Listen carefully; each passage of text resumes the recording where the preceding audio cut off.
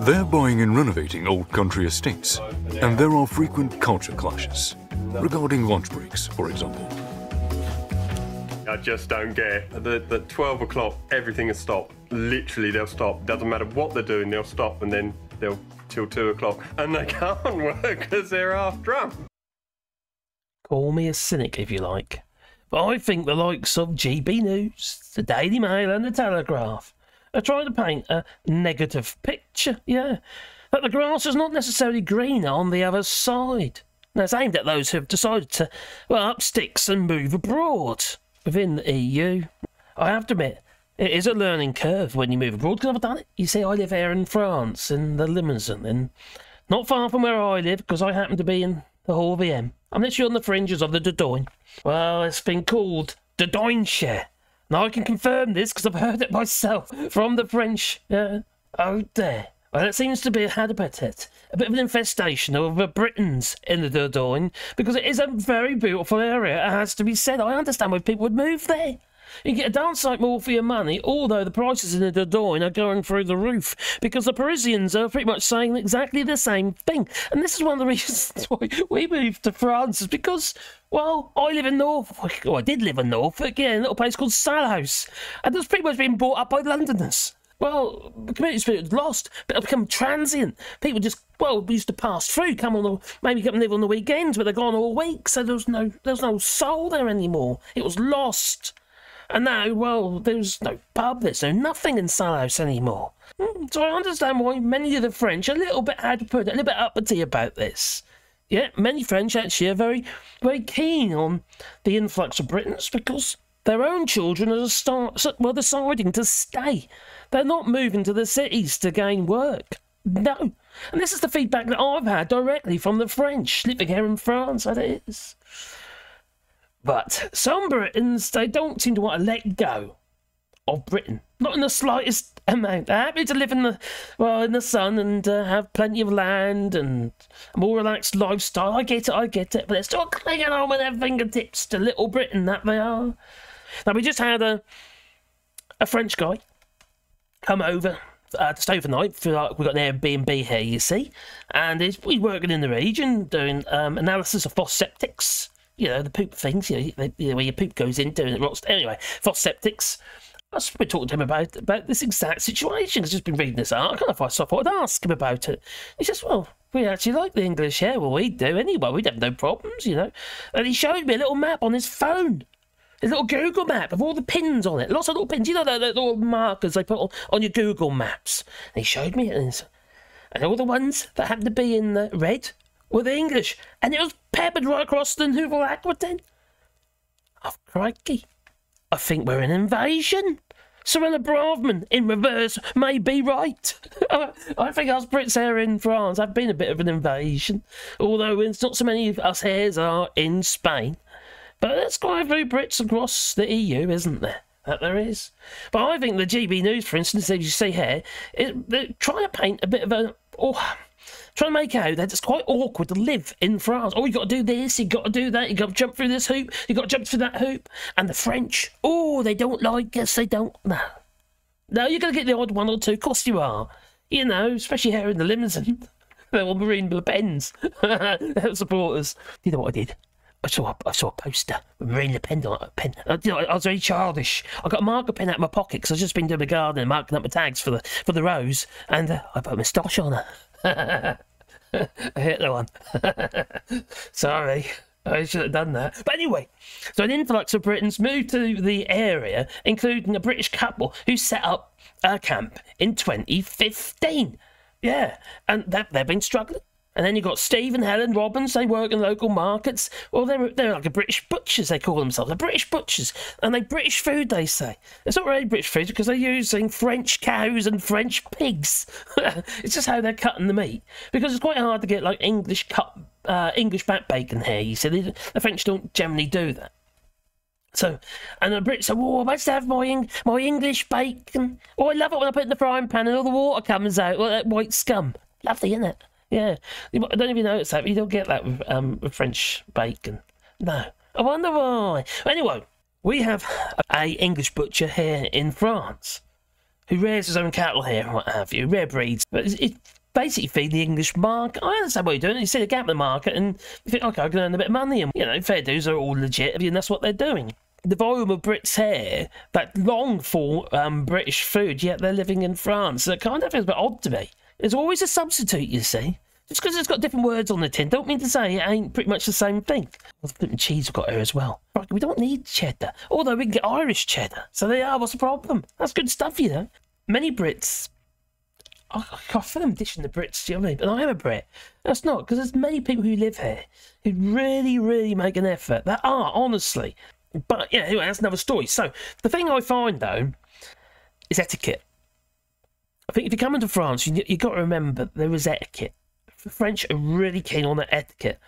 You've got your please and thank yous and your hellos and whatever. You know, your bonjours and s'il vous plaît and all that. You know, you've got to do it. If you don't, all of a sudden, you'll be hit with a wall. A blank wall. You think, you're rude. That is the impression that you'll give. And then that's because you are rude. It's because you just don't necessarily know. Got to make a little bit of effort and maybe do a little bit of how to put it, a little bit of recce before you come over and just see what you're supposed to do. It's just the polite thing, you see. No, like see an example here in the GB News. He said, "Oh, I went into the builders' merchants and I stood next to the materials I wanted and basically pointed to them. And told them I wanted numbers 2. And the guy said, oh, no, and just left. Well, that's just rude. And this reminds me of my father. When he came over to visit back, oh, crikey, when was this? Probably 2013, 2014. He's long gone now. He left after he voted for Brexit, yeah. You know, he left us, or he died, you know. But 3 weeks after, yeah, the vote came in for Brexit, after he voted for Brexit. Anyway, as you can imagine, the conversations there weren't that great. But anyway, he came over, you know. And our friend was there as well. She's gone as well now, and she was no Brexiter, no. Debbie. And Debbie wants some soya milk because she was allergic to lactose, so she wants some soya milk. And at the time, we didn't know what soya milk was here in France, even if you could get it in that particular shop. And my dad took it upon himself. There he was. He walked up to the poor lady, stacking the shelves. And I was standing behind my old dad, you know, and he was writing in the air. He was getting so yeah, obviously very loud and very slow. Soya, so right in the air like that. He was, and there's me standing by my dad, looking at the board. That's late. Face palm, and that was so embarrassing. Okay, he was old, all right, but crikey. But that is the mentality of many of the Brexit voters. I'm sorry, but I just say it as I see it. That's what I see all the time, and many people who don't want to make an effort, that's what they do. They just shout and talk slowly, but really loudly. They're right in the air. So that's my experience so far. But so there's Nicola here. She says she shares the challenges she's faced regarding the language. She thinks it's quite difficult. And he says that basically the sounds, you just don't have them in the English language. We don't, to be fair. But her husband, on the other hand, oh, what a cheeky flippin' fella he is. Oh, crikey. And he happens to live in the Dordogne. It's not far from here. But come punch me in the nose. Also, I don't know. They're buying and renovating old country estates, and there are frequent culture clashes regarding lunch breaks, for example. I just don't get that 12 o'clock, everything has stopped. Literally, they'll stop. Doesn't matter what they're doing, they'll stop, and then they'll till 2 o'clock. And they can't work because they're half drunk. Hang on a minute. That's just not true. That's just not true.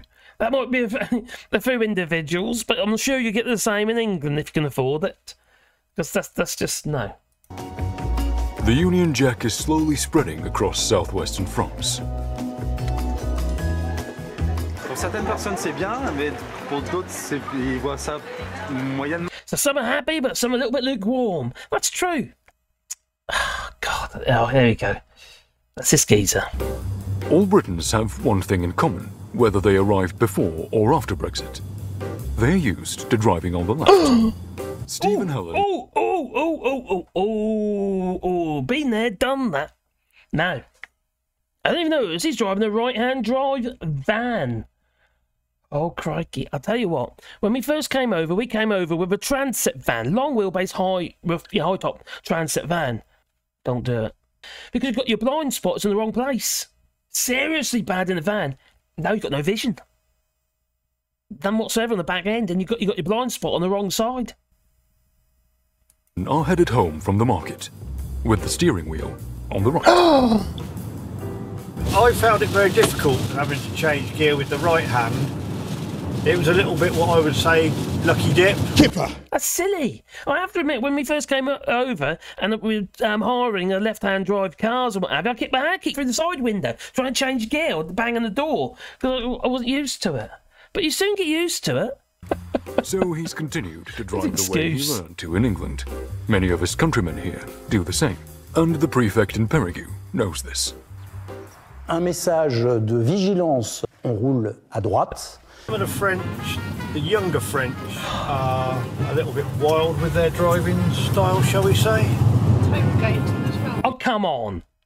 You're not going to try and tell me young British drivers are not a little bit wild when they go driving. They've just got this new toy that happens to go quick. GB News are trying to paint this picture that things are negative when you live abroad. Oh, there's always a problem. You can't get on in life because there's all these obstacles that are going to do. You've got to get your car as usual. You've got to do this. You've got to learn the language. All that stuff. Yeah. He said, here, moving abroad, you kind of have to start all over again. But this can be fun, but also you lose your, the intimacy and familiarity that you have with the existing friends. That's true, but you know, it changes because of holiday, isn't it? That's what they say. And the same here with Daily File. Experts, I mean immigrants, are turning Dordogne villagers into Little Britain. While locals say that Brits are slow to learn the language. That is true. You know, then you've got other places like in Amsterdam. Oh, they say no sex, please. You're British. What they're trying to do is they're trying to make sure that you Brits don't come for sex. So yeah, Amsterdam becomes the latest holiday hotspot, telling Brits to stay away as it tries to discourage UK tourists from the red light, drugs and booze holidays. But the prostitutes, they're hitting back, they are. Furious prostitutes will protest in Amsterdam over the city's bid to drive away British zombie tourists. Well, the thing is, he says, it's not just Amsterdam, it's not just France, it's also Spain as well. Tourism is destroying our cities. Especially in Catalonia and what have you. They're not happy, no, because it's pushing up the prices for their youngsters to buy properties. And the same thing has happened in the Dordogne. Although there's more work in the Dordogne for the youngsters, now they can't afford to buy houses. That's kind of how it is, you see. It's the same in the UK when you move to areas, what have you. Like, for instance, where I was from, in Salhouse and Norfolk. The influx of Londoners pushed up the prices of houses. So anyway, what do you reckon? Please leave it in the comments down below. But please boot the old like button, helps the channel, you know. And if you want to support the channel, do it. Make sure to buy us a coffee. There's also memberships and the super thanks thing as well, if you want. It's up to you. It's not compulsory, but it's very much appreciated that it is. Helps us keep going, you see, make more videos. Anyway, I've gone too long again. Oh my giddy aunt. So it's time for me to go on a entertainer. But I would like to know your point of view on this. Do you think Brits make enough effort when we move abroad? I suppose that's the question, I suppose. That's all. Don't forget, beat the like button. Who are going through a very challenging time. We'll be thinking about the most vulnerable people. This is a compassionate Conservative government. And the other thing is that we still maintain total fundamental confidence in the potential of the British economy. We have enormous amount we can do. We're the 5th or 6th largest economy